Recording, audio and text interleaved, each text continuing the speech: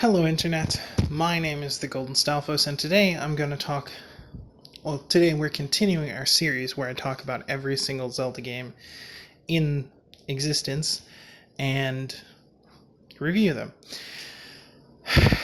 And today we're going to be talking about two more titles, the Four Swords and the Four Swords Adventures.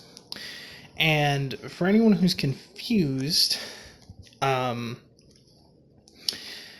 here's why they're two different titles. So, on the Game Boy Advance, there was a remake, or a port, basically, of Link to the Past. But with that, they packaged in this extra mode called Four Swords. And basically the way it works is if you can link cable connect with three other Game Boy Advances that have the same game, then you can play a sequence of puzzles and mini dungeon challenges together as a group. The problem with this is no one in history has ever had four people create a stable link connection with each other, and even if you did, the cables are really finicky, and if you jostle them too much, you get disconnected and lose all your progress, and there's no single player option for this at all. It's just a mess. You can also use these cartridges to connect to the Game Boy, or to the GameCube game Four Swords Adventures. Or you can just connect your Game Boys without a cartridge and use them as controllers with a little screen where all the logic is basically done by the GameCube. And there are two different, the way you interact with the GameCube game is slightly different depending on if you have the Four Swords cartridge or not. Without it, you just control one of the links and have a little screen that shows that link from your perspective. With it, there are some secondary mini things you can do, some mini games, mini challenges. But again, good fucking luck getting all of that set up. Four Swords, having three Game Boy Advance to GameCube connectors, and then three Game Boy Advances and three copies of the game, on top of the GameCube and the GameCube game, and a regular GameCube controller for player one, and Jesus Christ. That's a fuck storm of add-ons and peripherals, and it's just never gonna happen. Which is the biggest problem with these games, honestly. So, let's just talk about Four Swords Adventures, which has a single player mode, and go from there. So, the basic gimmick of Four Swords Adventures is, after the events of Minish Cap, Vati has been, technically after the events of Four Swords, Vati has been sealed using the Four Sword. And when new evil threatens the land and it seems like Vati has already escaped, Link goes to withdraw the Four Swords. But apparently, Vati was still sealed and now he's out for realsies, and now you really have some shit to deal with. So you go through a progression of individual levels where Link has to use his four selves, because the Four Swords splits you into four, green, red, blue, and purple. And so I'm not sure why purple. I would have assumed yellow, because purple is blue and red, and it's very close to blue, but whatever. Anyway, so yeah, basically in single player you can either control one Link and all the others will follow him around kind of idly just because. Or you can control one Link, make them stay, then control the next one in sequence. Or you can make all 4 links form a specific formation together. You can do a square, a diamond, a horizontal line, and a vertical line. And you use these different formations to defeat enemies, lift objects, press switches, and just make your way through the levels. The level design is pretty clever. It makes pretty good use of the 4 different characters and lets you lets you move around and do a bunch of different stuff. However, there are some issues with the underlying mechanics. So for one,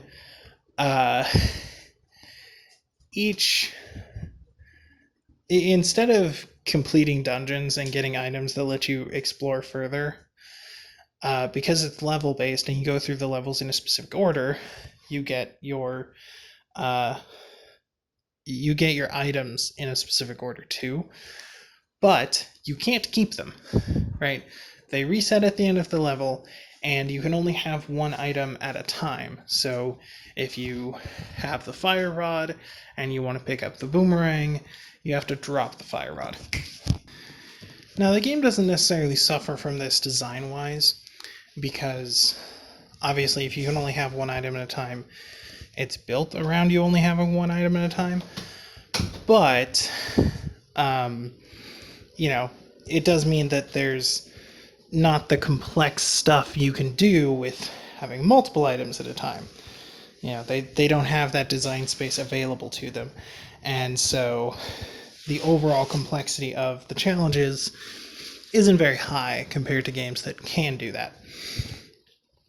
Now, that's not to say that there's no complexity to this, because there is, but it's not as good as it could be. The second major issue with this design is the force gems. So the way the game is set up, you need a certain number of force gems to succeed at each level. And basically, whenever you defeat enemies or accomplish a puzzle or go out of your way to grab them from like the grass or whatever, you get some force gems. And the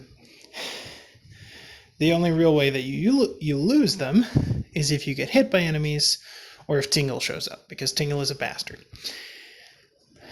And so basically the force gem counter is just hey, did you do all the stuff in the level? If not, go back kind of thing, which means you can't really quickly brute force your way through each level, because you have to get enough force gems to complete the thing, which is annoying. On the plus side, after you get the force gem thing, your sword is powered up and you can get through the rest of the level faster, but it's just like kind of unnecessary. There's a lot of individual levels in this game, and they're all pretty interesting. They all make pretty good use of the 4 links concept. So it's a pretty good game overall. Nice flow. But ultimately, it's kind of niche, and it doesn't really fit into the main continuity very well, and most people haven't played it. And it does a lot of things differently, only having one item, etc., etc. I do believe that if you have multiple players with their own Game Boys, then each player can have their own item, and you don't have to swap it out as a group, but don't quote me on that, because it could be bullshit. Yeah. I suppose I'll just take this opportunity to mention the 3DS title, Triforce Heroes, which is basically the exact same concept, except 3 links instead of 4, because I guess 4-player mode is no longer supported. The only way to play the game is to have two friends that also have a DS, so you know.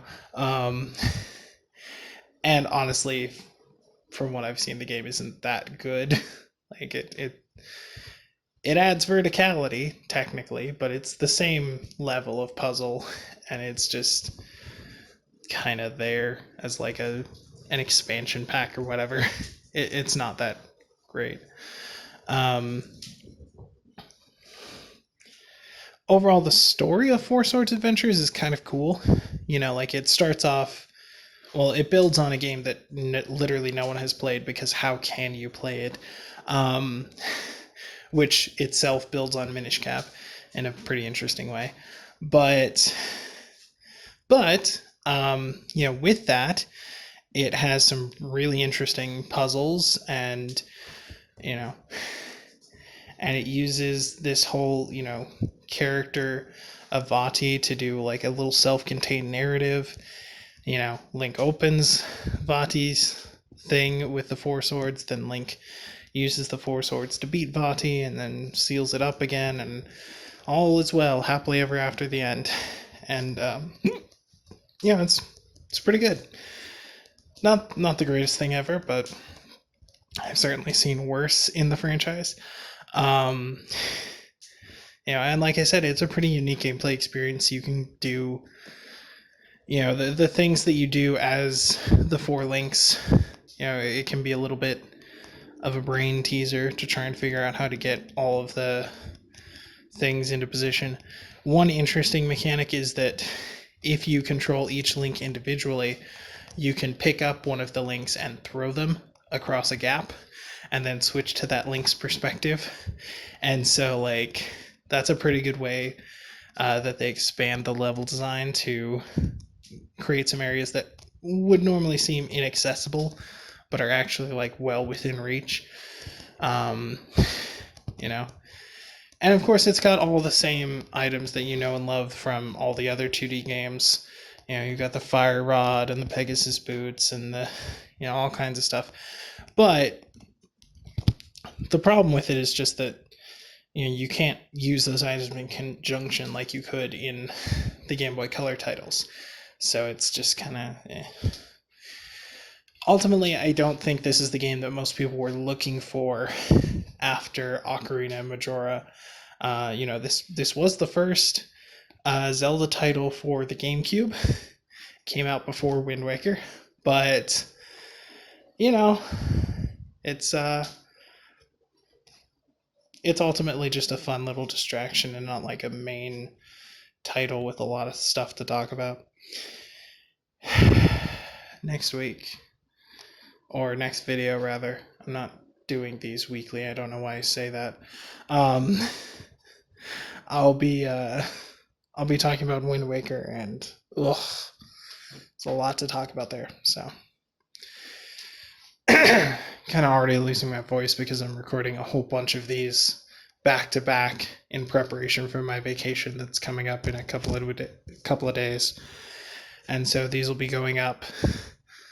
I'll be scheduling these to go up over the course of my vacation, but I'll be, you know, gone. So have to do all the prep work now. Realistically, should have done it a couple of weeks ago, but I kind of flaked, so whatever. Anyway, as always, thank you all for watching. Let me know in the comments down below how you feel about this game. Have you ever played it? If not, I recommend you try it out. There is no virtual console version because Nintendo hates the GameCube for whatever reason. But Dolphin exists, and if you have an original GameCube that exists, they're actually really cheap. You can get them from like a pawn shop for like $30 or whatever. But yeah, it's worth playing at least once, you know, just to see this unique aspect, this unique gameplay style. Yeah. But anyway, thank you all for watching, and I'll see you in the next life. Laters. Okay, end card time. I'm supposed to tell you to like, comment, subscribe, you know, all that stupid YouTube shit. There's a bell thingy, whatever. I have all the social media stuff: Facebook, Twitter, Twitch, YouTube. Mostly I use Facebook and Twitter to tell you about my Twitch and YouTube uploads.